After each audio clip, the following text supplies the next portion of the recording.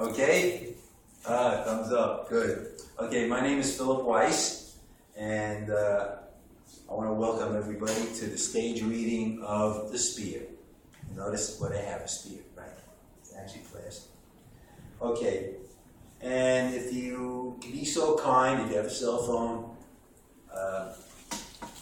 turn it off, okay? Now, it's been my habit in the past to tell a couple of jokes, but I'm going to forego that, this time because of the seriousness of the theme related to this play.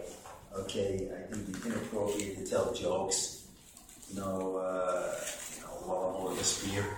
So, anyway, now, as I mentioned before, the name of the play is Spear, right? Okay, now let me talk a little bit about a spear. Okay, a spear consists of two parts, a shaft and a head, right? Simple, right? Like whoever thinks about a spear, besides me. Okay. Actually, I've never heard of anybody speak anything about a spear. Okay. Now, so you take these two parts, put it together, right? What do you got? You have a weapon. A weapon. Now you have something that can kill an animal or kill a person. Now this is a cheap plastic rendition of a spear. But even this $5 plastic model, if properly used, can really hurt somebody badly. Okay? Now what's the advantage of a spear? You don't have to get that close to your adversary to inflict damage. You see? What you can do, you can throw it. Now, what makes a spear so devastating is that the head of the spear is usually made of an object that's very sharp and very heavy. So when it hits its target, it cuts right through. You see?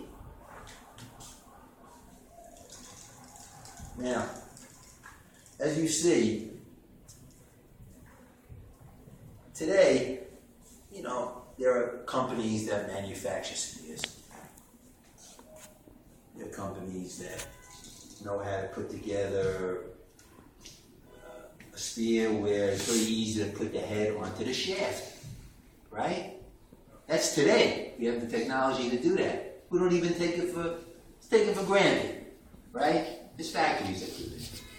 Don't have to worry about it. Now let's say we go back 45,000 years, right?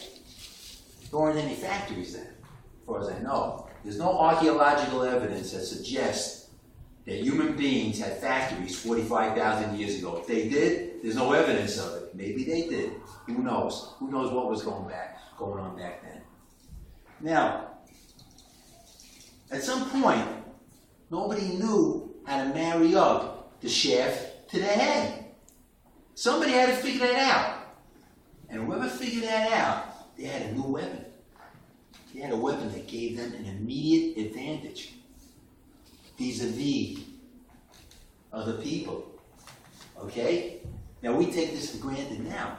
We're way beyond that technologically. We have other weapons that we try to use to impose control.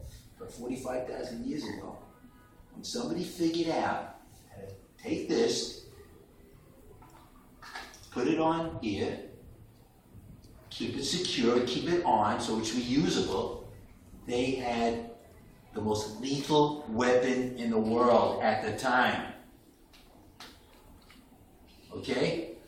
So this play is set about 45,000 years ago. All right? But remember, the only difference between us and people 45,000 years ago is cultural and technological.